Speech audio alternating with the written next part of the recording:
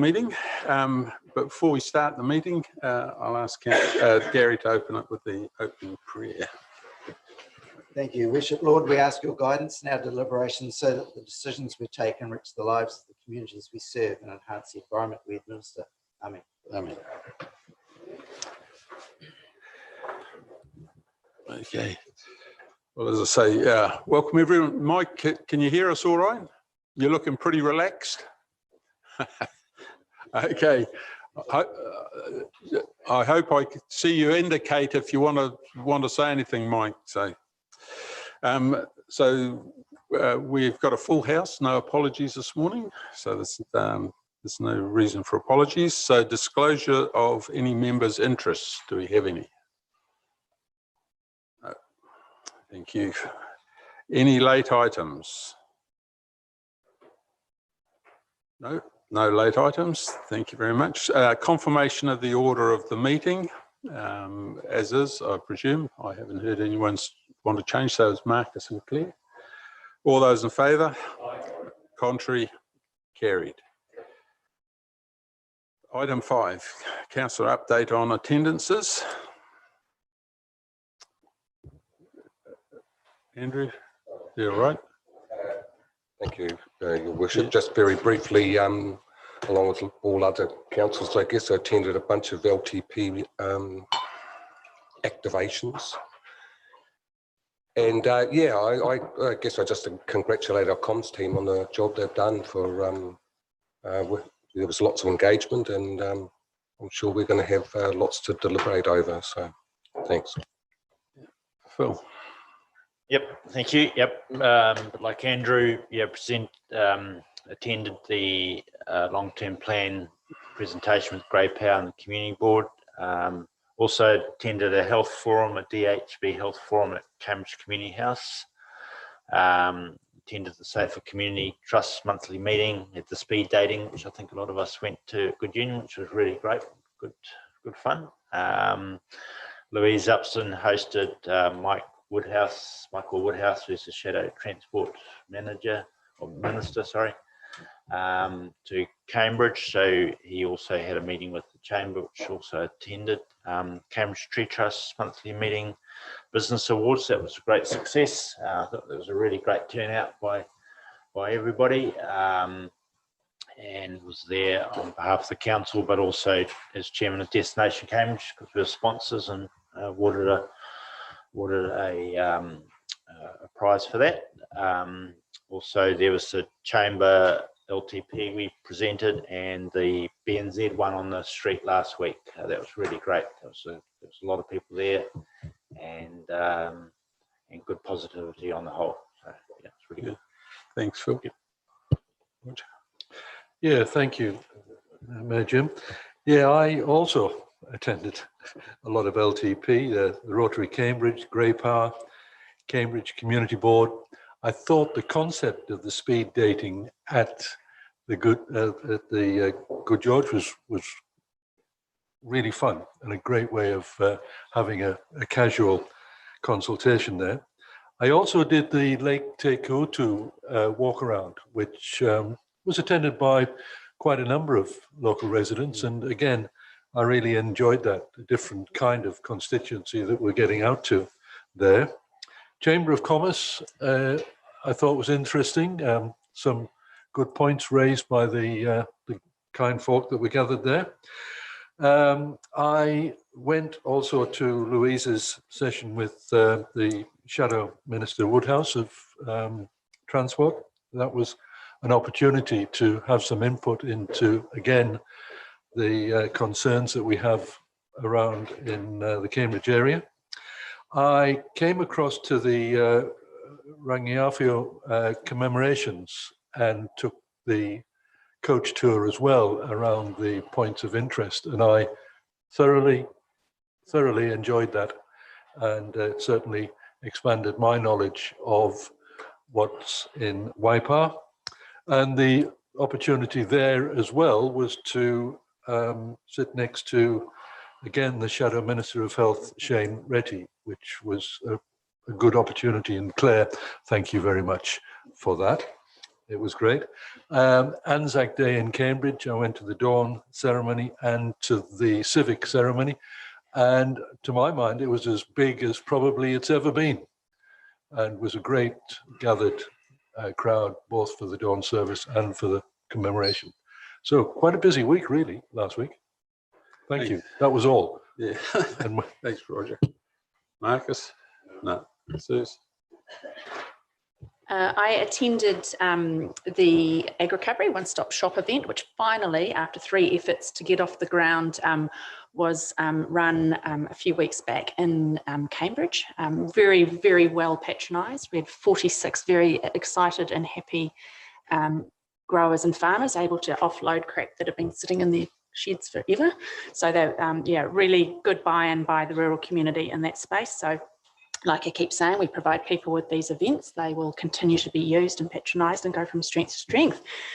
The same day, I, together with Claire actually, and the comms team took part in a podcast, one of the ways of trying to stimulate conversation around our LTP and workings of our organisation. And Claire and I discussed very broad issues around sustainability and environment, prompted and mediated there by Jeanette, obviously. And it was a really fun experience. I really enjoyed it. And I think it produced a pretty cool little podcast. So if you've probably seen the news release on it, and go and have a listen to it, it's quite fun. I think that's a really important way of engaging with the community. Obviously attended other LTP engagement events as others have, but also attended the Balanced Farm Environment Awards, not so much as a councillor, but obviously as a past participant. And really, again, brilliantly run. Liz, well done to you and your team. But of importance and excitement for us was the inaugural Catchment Care Award went to the Purnu River Care Catchment Group. So, you know, really well supported group, popular one, and a really neat and obvious creation of an award in that whole process. It seems so obvious to not just be extolling the virtues of individual farmers and growers, but to actually look at entire catchments. It's so obvious. So it's a really neat development within that awards process, and very cool that our own people from Purnu River Care won it. So yeah, thumbs up. Thanks, Susan. Hazel? Thank you, Mr. Mayor. Good morning.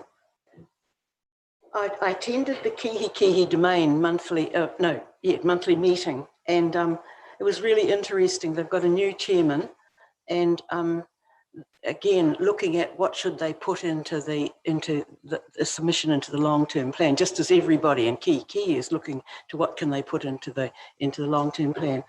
And it was quite interesting that when they got a chance to really talk about it, and which the previous chairman didn't agree with some of the things, like for instance that the grandstand would go, they could see the way forward thanks to discussing it with staff prior to going there, and to you, Your Worship. They were able to now look forward to a future there, that the domain will be developed and it will take off. So, and they were buzzing by the time they left that they had a vision at least to look forward to. And I said, well, you know, don't hang your hat on getting it tomorrow, but at least now we can do that, which fitted in with the expectations of a lot of other people in Kihi that were meeting we had our long LTP meeting with staff, and I'd like to thank Dawn and Kirsty and Gina, because they're just marvellous. Dawn's so calm when there was a little bit of anger in some of the questions that were being asked, and just a tad, but the staff just deal so beautifully with it, and so they were a great asset. And Gina, of course, she's doing a great job out there as well.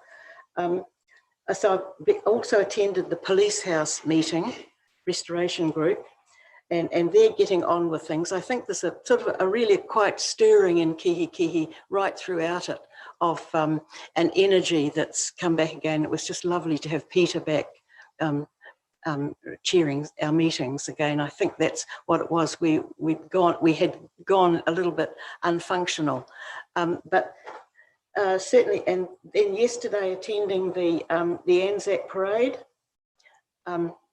that was just lovely, and I've congratulated Lou on such a really lovely Anzac parade and speakers, and the day was really lovely. Just going back to the long-term plan audiences, they were huge. The hall was absolutely packed and standing room only, and then they were back a week later, and there's 101 now on the what do you call it, the email list, yeah. And of that, so many of them came to the night when they sat down to plan what the community was going to put into their long-term plan, which was something that was really remarkable to look at, that was all of the people, and there's a process set up where they could all have a say in what was actually going to finish up as their submission. So yeah, it's been a good month this month. I've thoroughly enjoyed it, albeit that it's been extremely busy. Thanks, Hazel. Luke? Not a lot really, just mainly the Arakau Memorial, and with Liz, we sat there. That was, I think, very important that we had a council present there, so it's great. Also, we've been through a fairly busy period with the LTPs, as everyone knows, so we attended Rotary, Grey Power, Kiki, and there was one other I can't remember. It was about 4 or 5 that I attended, so yeah, we went through that. It's quite interesting that the public has various connotations of what our LTP is. So I think that communication is vital, that we get that out there and make sure that we're aware of it. We had a very successful Anzac Day, I think, and you were a participant in it. So yeah. Except for the rain, I think it went pretty good. Not much rain, we were lucky. Liz? Thanks, Jim. Yeah, so just following on from the LTP, I guess I attended many LTPs as well across the district, and I guess it was really good to hear Hazel's comments, because I do think it's important we understand as councillors that when a hall is packed, it means that that town is really looking for a little bit more from council. And Kiki, I didn't go to it, but I've heard a lot about it. And I think that tells you, Haupo was the same 3 years ago, that it's a message to councillors that perhaps, we just need to be looking at that community a little bit harder. Perhaps there's some issues that need to be resolved. And as councillors, we need to kind of be aware of the whole district and not just our own little patch. So yeah, I look forward to the Kiki submissions, because I know that there are a couple of issues there that I think that we need to address in this long-term plan. So just other things, the Hamilton Airport shareholders meeting I attended on behalf of you, Jim. So some good things happening at the airport. Obviously there's, it's been a rocky road, and we've had a presentation from their CEO, so I don't think there's much more I can add to that. Attended the St. Peter's Catholic School opening of their turf. Outdoor turf in their playground, which was a huge 5-year undertaking by that local school in Cambridge, and obviously that's a real asset to them going forward. With Lou and Hazel attended the Arako commemoration, so that was late March, and also the Te Amutu Medical Centre opened their casualty unit last weekend, so just across the road here. And that's a great, a really good thing for a local community to have a casualty unit. It's growing, has a lot of patronage, and I'm sure lots of customers as well, especially on the weekends. So yeah.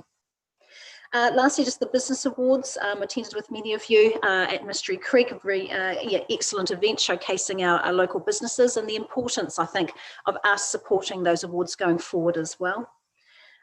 And as Susan mentioned, and thanks to Claire and Tony for attending the Waikato Balanced Farm Environment Awards, which I run, showcasing agriculture, horticulture, and also glass houses. It's not just dairying and things, but what it does is it just highlights the good work that a lot of our local farmers are doing.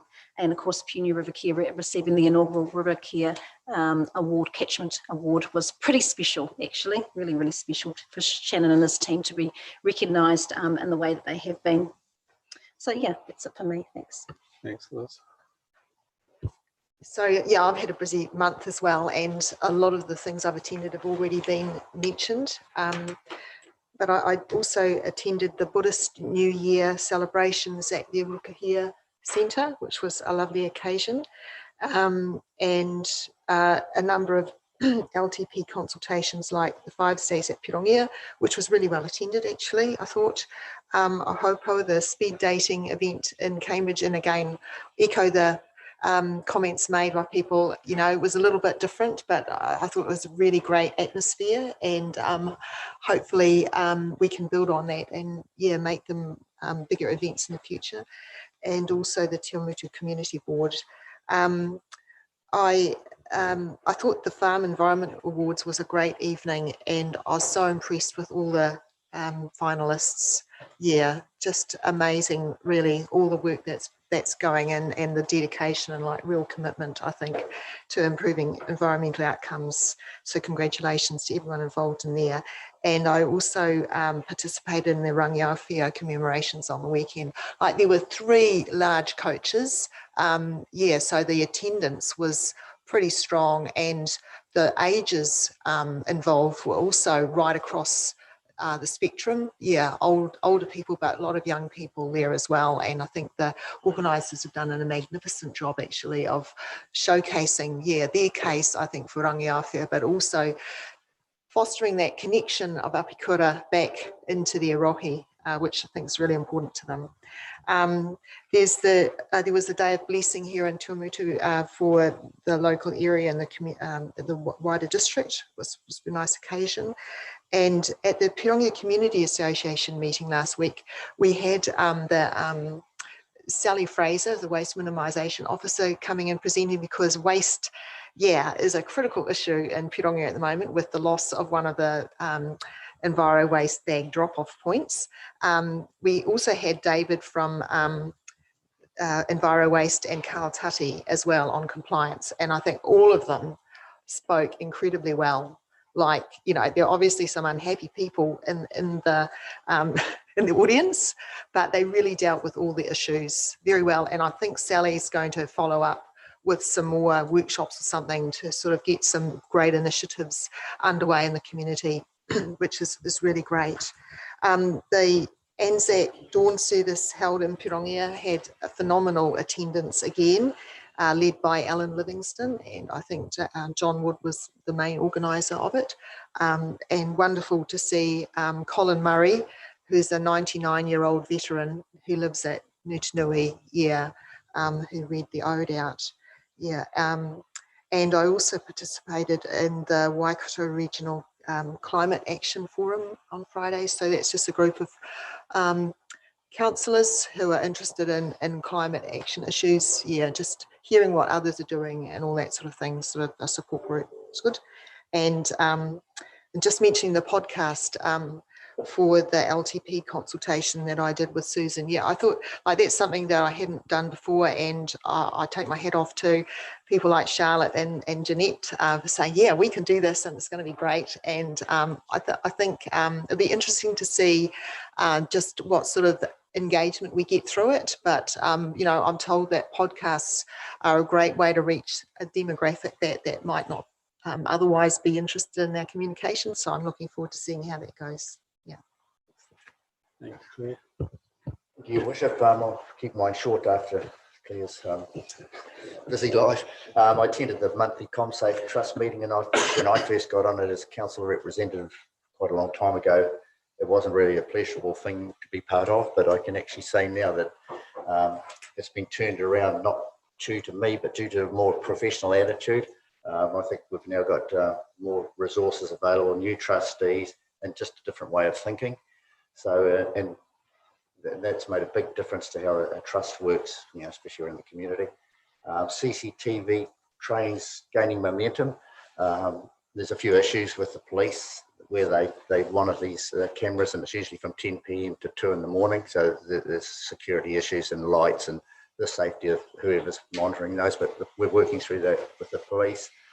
The community patrols are running smoothly. That's only because we've got one of the trustees running that very proficiently. And we've now got, I mentioned last month, we've got an administrator that helps the community safety officer, because I think we're giving Mandy too much work to do. There's only one person can do so much. Now this person's got 10 hours a week just to look after all the paperwork, and that seems to be humming along. And also there's been run the trust has run a few first aid courses, which seem to be fairly successful. I guess there's a cost in that, but it's all good for the community. So yeah, it was all going very well. Pleasure to be on it. I can gladly say. Thank you, Worship. Yeah, obviously, with Jenny having a broken collarbone, I've missed quite a few of the meetings, but just wanted to brief you. Anzac Day was fantastic at Cambridge, around about 400. A lot of people there for the dawn service, even though it was foggy. We're a bit like you, Jim. We didn't get any rain, so that was pretty damn good. I had written an email to Herb Ferrand. Now, Herb's one of those guys who for 25 years has taken thousands of people around the battlefields in northern France, and asked him to come down to my Lurkianwa meeting, which is in May, but he couldn't. But he said, I'm coming down for the dawn service and the commemoration in the town hall, which was great. So we emailed all the Lurkianwa interested people, and we met on the piazza after the ceremony to get a briefing from Herb. We're absolutely delighted to know that they've raised $8 million of the $15 million for the museum, $3 million from somebody in Tiamutu and $1 million from somebody in Cambridge, has kicked them over that halfway line. So they intend to start to renovate the accommodation there right next door to the museum, because that'll bring in revenue, and that's what they're looking for. So that was absolutely fantastic. One of the things just that happened lately is he was saying that an elderly lady rocked up to the mayor and said that she had something in the car that might be of interest in Lurkianwa, and she proudly presented the mayor with a .303 rifle, which her father had found in the fields on the attack to Lurkianwa. And where it came from, they know that it was the Canterbury Regiment. The regiments all had areas where they were to come up to Lurkianwa. And the serial number, they've identified it as definitely being a Kiwi rifle. So that is looking to be one of the exhibits that will go into the museum. So, and it's in mint condition, so that they've had to hide it right through the First World War, and then of course the Second World War, in case the Germans found it. So you wouldn't know what would be coming out of left field. But anyhow, that's just some good news and a little update on Lurkianwa. Thank you. Thanks, Graham. Mike? Yeah, thank you, Worship.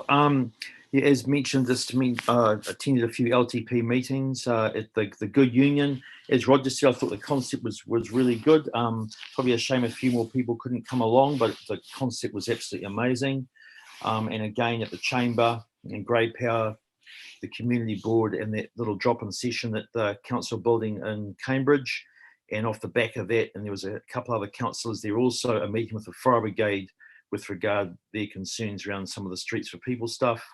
Attended the Waikato Business Awards with Mayor Jim and Deputy Mayor Liz and Phil Coles, and also didn't attend the dawn service down in Cambridge, but did attend it up in here in Russell, and it was quite nice seeing that on the waterfront. So something a little bit different. So that's me. Thank you. Thanks, Mike. All right, thank you for that. And just, I've had a really quiet month. But look, that aside, a huge thank you to everybody that has attended these meetings particularly on my behalf. I know a number of you would have been going anyway. Liz in particular, thank you for standing in for me. Look, I suppose from my perspective, quickly, yeah, look, that both sides of the district, huge turnout for Anzac Day, and I don't know whether it was because we missed last year or not, but I think it was probably as big as I've seen, and certainly both areas. Look, the most important really probably is I did get down to Wellington for a national council meeting of local government New Zealand, and the I suppose now pressure or the push that's coming on for what local government going to look like for the next 30 years and the review, and local government is taking a proactive approach, I suppose, to the review, and I think that's probably important. We really need to look to see what we can actually do for our communities, and there is a Zone 2 meeting on Friday that's at Karapiro at Don Rowland Centre. fairly short notice. I think it was only probably last week that the venue was sorted out. Was that correct, Liz? So look, I just really wanted to emphasise and that Toby Adams, who's the now chairing that the Zone 2 group, has organised a speaker on the potential for local government New Zealand and a facilitator to get the discussion going. So if any of you are available, and I think that message has gone out, so it's nice and handy. So I think if we can get there, that would be really helpful. And look, I think it's timely that we really look at what our future is and how we can focus on our own communities around New Zealand. So look, it's an opportunity, and I think there's a lot more work to be done in that space. So need to watch that space and be involved, I would suggest. Business awards, again, a great evening, and hats off to the Cambridge Chamber, really, who I think probably pushed that more than the Te Awamutu one. But it was certainly a great event, and I was really pleased to see it carrying on after it got deferred last year. So it's hard to keep some of these, I suppose, events going, especially when they're interrupted by COVID. But look, it was a great evening. So yeah, sorry, Phil. Just on that, yeah, the business awards, there was 275 people there, and 2 years ago when they had it last was about 150, so it was really good buy-in with everybody too. No, it was a really good turnout, and well run. So look, that's all for me. So yes, look, can't thank everybody enough for everything, particularly with it being that busy month with the consultation going on. Okay, so if we go, we're on to item 6 now, the council minutes of the 30th of March. And again, thanks, Liz, for chairing that. So can I have a mover and seconder to receive that? Lou and Marcus, all those in favour? Contrary, carried. So if we just go through, there's 9 pages there. 1, 2, 3, 4, 5, 6, 7, 8 and 9. Look, sorry, Claire. Just on page 8 about the late item, I was wondering if it's appropriate to name the property owner there when it's going to be dealt in public excluded. You know, in the resolution, and clause A right at the end. I didn't know if it would be appropriate to have that name in there.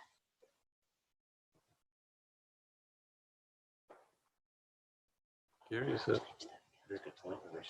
Oh, okay. Yeah. Okay. Yeah. I've just been told we can't change the resolution. That's all. So it has to stay. I just thought, you know, you deal with it. It's dealt in public excluded to sort of protect, you know, any commercial interests, but it's all right to have, who we're dealing with. Okay. Look, thanks for that, Claire. So, as you say, we can't change it, but it's something to be just mindful of, I think. So, all right. And page 9. Okay. So, Roger moved the true and correct record, and Hazel. All those in favour? Contrary, carried. Thank you for that. Item 7, documents signed under seal. It's just warrants, Gary, is it? Yes, Your Worship. So there's 4 warrants there. Everyone happy with that, or any questions? We moved Andrew and seconded that one. Thank you. All those in favour? Contrary, carried. Item 8, the Iwi Consultative Committee quorum. Who's handling this issue? Go straight to you, Joe. Yeah. The purpose of this report is just to consider a different quorum for the iwi Consultative Committee. You'll see from your report there's quite a large number of representatives that sit on that committee. It's not always possible for them to attend, but sometimes they can send representatives, which while they can't vote, can voice their respective interests for them. So we have had a few instances where not only in terms of representatives, when councillors, it's been difficult to attend. So given the nature of this committee, it was felt appropriate to consider reducing down the quorum to 3 elected members and 3 non-elected members. So is there any questions on that? No, thanks, Joe. I think it's really a sensible resolution to the problem. Sometimes it is hard, and it's such a big committee. Trying to get half there sometimes is quite challenging, and you're sitting there trying to tick people off as they're coming in to see whether you can carry on or not. So, yeah. Gary. Just also to be mindful that we are doing some additional work in this space to make the arrangements of iwi consultation more effective and efficient for iwi and ourselves. So there's a thought that perhaps we should look at using the tukonahi as the basis for our iwi consultative committee and our committee chairs, as opposed to the way we've got it set up at the moment. That's just a work in progress. So there is another review going on in the background. Look, I certainly support this recommendation. It's very much a common sense situation, so happy to move the recommendation. Thanks, Liz. Second it, Andrew. Does that mean that then that with the reduced number, that the ability to get back and consult with their iwi and report back on things is, do you think that'll be quicker, or do you think that you might have to wait a bit more for that kind of answer to be given from iwi? Probably doesn't change it, because there'll be proxies, with what like Joe said, proxy people can't vote, but often they're not members of the committee, but we generally give them speaking rights, and so they can close things out. So they can come anyway. Yeah. We try to keep it as casual as we can, keep the formalities to a minimum, but even so, it's good to have this tidied up and clarified. So we had a mover and a seconder. So all those in favour? Contrary? Carried. Thank you very much. Item 9. Who's doing this? Corin, isn't it?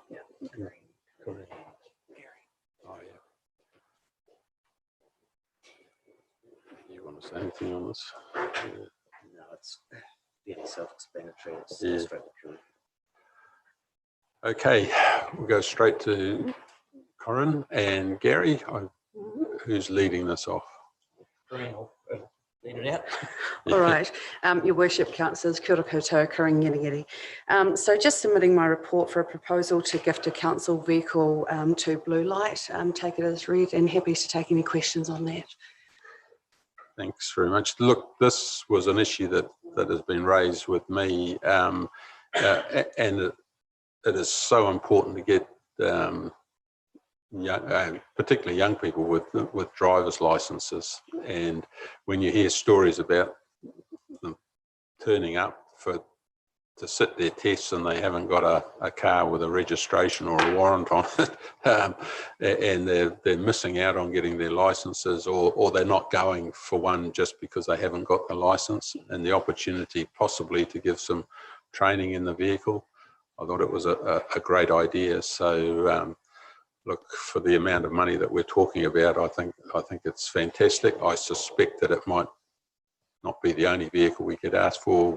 If it's successful, then obviously Cambridge would be, I would think, looking for a similar arrangement.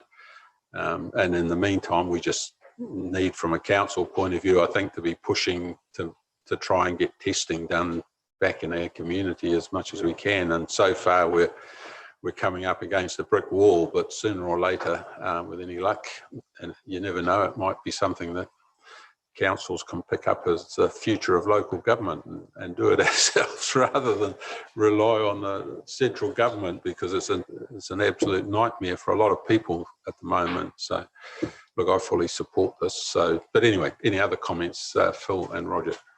No comments. I'm happy to move the recommendation. Thanks. And Roger second. Were there any other comments, any concerns anyone has? All right, thank you for that. So we've got a mover and seconder. I'll put the motion. All those in favour? Aye. Contrary? Carried. Thank you very much. You pick your keys up on the way out.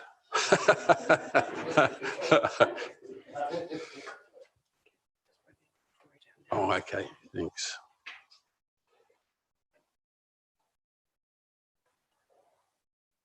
So I'll just, Kathy's just bringing Satori down now. She's the second half of the Tuia program this year. So I'm not, when we say Tuia presentation, Satori, Satori, come and sit up, sit at the end here. Yeah.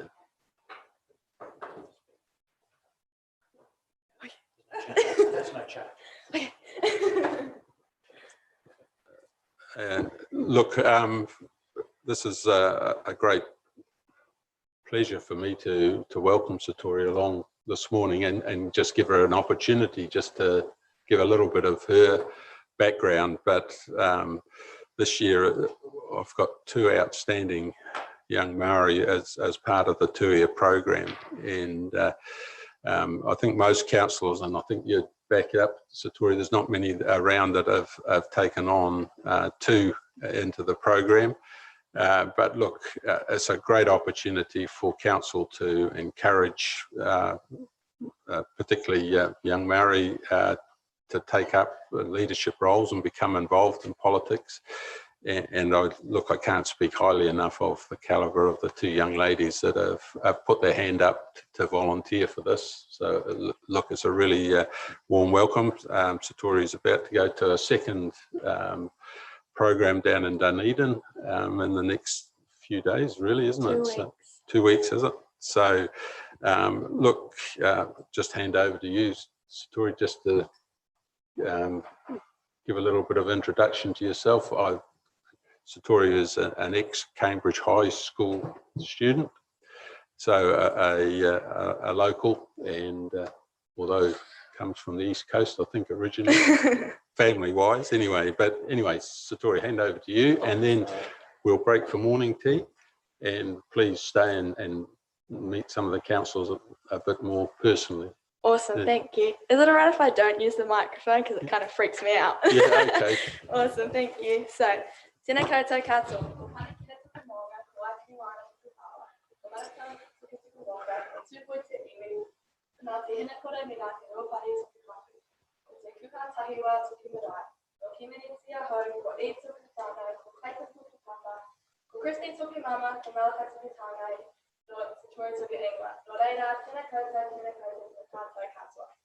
Morena anyone, you didn't catch that, my name is Satori. I am born and raised in Cambridge. I have a younger brother called Malachi and a lovely parents, Christine and Clayton. I recently graduated Cambridge High School, and this being my first year out in the big wide world. I decided to take a break from all the school studies and work with Masterpiece Photography. They are a local Cambridge company who take all the school and community photos. I'm absolutely loving that at the moment. I have always been involved in sports. I'm a dancer and I also play netball. This is my last year of dance exams, and hopefully I can get in between the top 10% in order to get nominated to go down to Wellington for scholarship, which is a big thing as a dancer. So that's a little bit about me. As a part of my gap year, I decided to join the Tuia co-founder for 2021. I'd love to have recorded all to you today about what inspired me to join Tuia. Throughout my time during Kura, I contributed to Māori life in many different aspects. I've always had a connection towards the Māori culture, but found there was a big chunk missing. I grew up knowing that I was Māori, but didn't grow up anywhere close to my marae, my awa, or my iwi. I guess you can say that I grew up missing out on what other tamariki have experienced. So once I reached high school, I wanted this all to change. I began greeting people using te reo Māori and learned more about my whiriha. I went back to the basics. I I learned Waikato and started using phrases daily. During year 11, I applied to be part of the Māori Schools leadership group, Untitled. I was a part of this group for 2 years. Through these couple of years, I was welcomed and loved by my fellow Māori students and those who also loved the culture. Within this group, not only did we lead and organise many different cultural events and activities, both inside and outside school and the Cambridge community, but during these events, we also had the main goal to ensure that we were promoting Māori culture and positive life. Tōngatai Kāka has helped me develop my Māori culture and knowledge. This leadership group enabled me to be a role model to those Māori students. Within this group, not only did it begin to fill the missing pieces, but it also enabled me to meet some awesome and inspirational people along the way.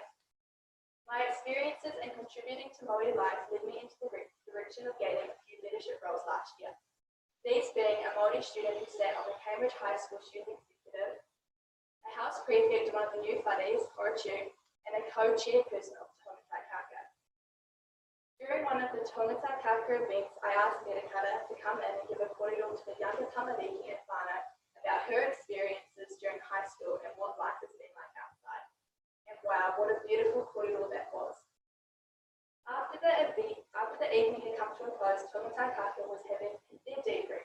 I was pulled aside by Metakata and she mentioned to me this kaupapa called Tuia. She explained that she was a part of it and how life-changing it was. From listening to her, it sounded like something that I would like to be a part of. I kept in contact with her, and when the time came, she gave me the extra information that led me in the correct direction. I am beyond thankful for her and the opportunity she has granted me. From the first moment, I left feeling moved and whole. It was a very unreal experience. I adored how everyone was brought together by one thing. I loved how everyone was so welcoming of each other and those on the different layer journeys. My personal aspirations are to improve my own layout and to grab all opportunities that come my way, especially those related to kaupapa wellbeing. This was a little something that I said last year in one of my final speeches.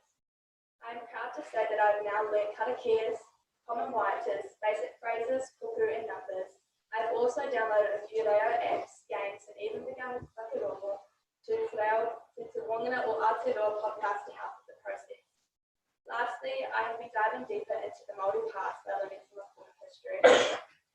The missing pieces are slowly being connected together. I have always been proud to be Māori, but now it's a lot more special. So, ngā mihi nui to you all, and big mihi for this incredible opportunity. Ka pai te rā, e kua.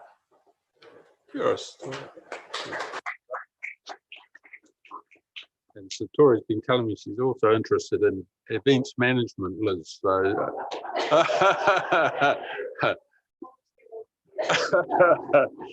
yeah, so you get jobs if you turn up here. So, were there any questions? Anyone wanted to ask Satori, or we can catch up over morning tea? Roger. I'd just like to congratulate you on what you're doing. It's really wonderful to see one of our youth with the confidence to come in and speak to this gathering like you have just done about what is really personal to you. So I just think it's great that you're doing what you're doing. And I've also just got involved in finding out what my history is. And, you know, to know where you are today, it's important that you know where you come from. And that's fabulous. So well done. Kia ora. Hazel. Wasn't it a marvellous evening? And I think the joy of it was that there were all those other young folk there who had experiences the same. There must have been 50, 60 or more, but all young people like Satori, and they were adding to it, and I could just see, oh, I wish I could live for another 50 years so I can see you all up there doing what I think you're destined to do. Wonderful story. Good to see you again.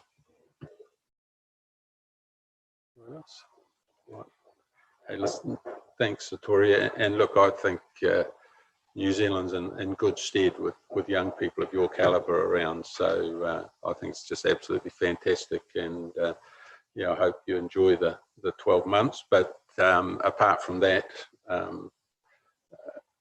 continuing, I suppose, in our community, even if you do end up, and I hope you do get to Wellington with your dance, but you can always come home. So look, again, congratulations. And it is a bit intimidating coming in here, so you've done really well. So thanks for coming in, and we'll break now for morning tea. Come back at 5 past.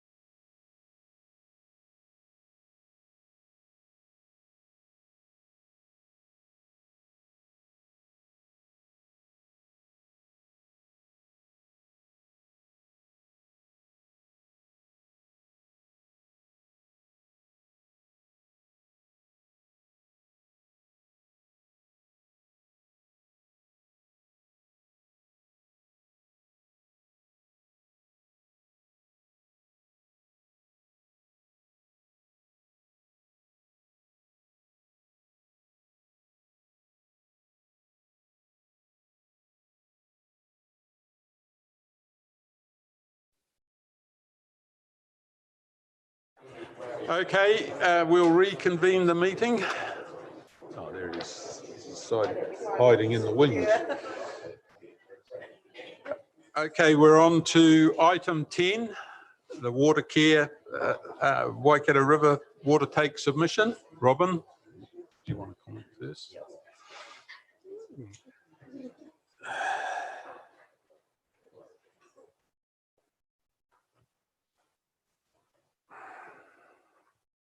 Thank you, Your Worship. So this relates to a Board of Inquiry process that's commenced as a result of Watercare applying for additional water takes from the Waikato River, critically for the future-proof areas, in particular Hamilton City and Waipa. We need to make sure that that's not going to compromise their ability to win water takes once our existing takes expire, and so that effectively this process is having us at the table so that we can sit down with Watercare and the Board of Inquiry and ensure that the supply of water to the growing communities in the Waikato aren't compromised through this process. That's the fundamental issue behind this, and we've worked very closely with Hamilton City to pull this submission together, and you'll see that Andrew Parsons, the manager of the Capital Works Delivery Program, and Lockwood Muldowney, their legal advisors, are happy to represent Waipa at any hearing if that's ultimately required. So having said that, Robin, have you got anything further to add, and then we can throw open for questions? Thanks, Gary. You've summarised it very well. Okay. Sorry, Claire. Thanks. I feel it's really important to have put in a submission about it, like it's a critical issue. What would be the word? We didn't have any input into it really because, you know, of the timeframes and that. But I mean, one thing that's important to me is that, like, honouring the vision and strategy document for the Waikato River, you know, in itself, I think should have been, you know, one of the top points. Another one that I get really annoyed about is that Auckland City don't actually undertake any sort of large scale water saving measures or anything like that. I know they're saying they're going to be working on metering and leak sort of rectification now. You know, they haven't been doing it for the last, seriously, in the last 10 or 15 years. And also the way they've structured things, so it's been a mission for anyone who wanted to put in their own rainwater tank or something, which would have quite a few different benefits. So I would have liked to have seen something about, you know, water conservation measures, you know, need to be a priority as well.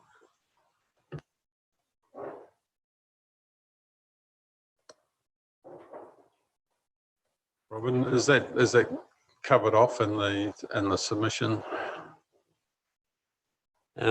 The submission is an appendix to the memo. I don't believe it is specifically mentioned, but as Gary alluded to, the whole purpose of this is so that we have a place at the table so we can input to this sort of conversation going forward. Gary. So just to the two specific points you raised, Councillor St-Pierre, on page 36 of the agenda, there are points A to 6A to F, which talk about the vision and strategy to the river, and also Watercare's commitment to reducing its overall reliance on the Waikato River, which implies a focus on, well, what if they're going to continue to rely on the Waikato River, reduce, you know, looking at water conservation measures. Yeah, great. Yeah, thanks very much, Your Worship. Yeah, I think we needed to be at the table and have this in there. There's a couple of points that I want to make. Is Waikato Regional Council have always said that the river is fully allocated in terms of takes, but what they have never ever had on a counteraction was that 80% of all the water that we take out goes back into the river as treated effluent. And so you've got the situation where you've got millions and millions of gallons going out, and yet 80% of it's coming in. And to me, that's nonsensical, because you're not stripping the river of as much as people think you are. The second thing is, how can Hamilton City not be keen on water care to have some water out of there? And now Claire's said they've got no conservation mechanisms, but Hamilton hasn't got meters. They can't be seen to be sucking out of there and not have some conservation measures by having water meters. And I'm sorry, you can't call the kettle black. I mean, it's just the argument is nonsensical. Thanks, Graham. Look, I think the issue, not speaking on behalf of Hamilton City or anything else, but the whole catchment needs to be looked at as part of this process. And those are issues that are alive and obviously need to be addressed, whether it's in Auckland or Hamilton or anyone else that hasn't got conservation measures. So this process will pick up on those issues, I would imagine, and it's really realistically, in general terms, they have been identified as issues. We need to realise that the water take for water care comes out of Tuakau, but their discharge back doesn't go into the river, it goes into the Manukau Harbour. So it's not being returned, although there's no takes after Tuakau because it goes into the Tasman Sea. But whereas all the people along the river, like ourselves, our water goes back into that after it's been treated. Oh, that is a very good point, Your Worship. In respect of Hamilton City's water conservation measures, there are requirements, as I understand it, in the resource consent for the water take for water conservation measures. In any fresh application lodged by Hamilton City in light of this changing environment will contain water conservation measures if they're consistent with the Waipā resource consent for water take conditions.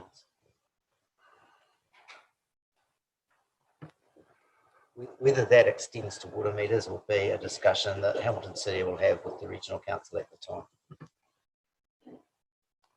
Okay, is everyone comfortable with where we're at? We're obviously, this isn't the end of this story, so we're going to be heavily involved in it, and we need to be. We need to retain an interest. So it's the recommendation is just to receive the report at the moment. So is everyone comfortable with that? Philip and Liz? All those in favour? Aye. Contrary? Carried. Thanks, Robin. So now need a resolution to exclude the public for item 11. A mover, Andrew and Ellen. All those in favour? Carried.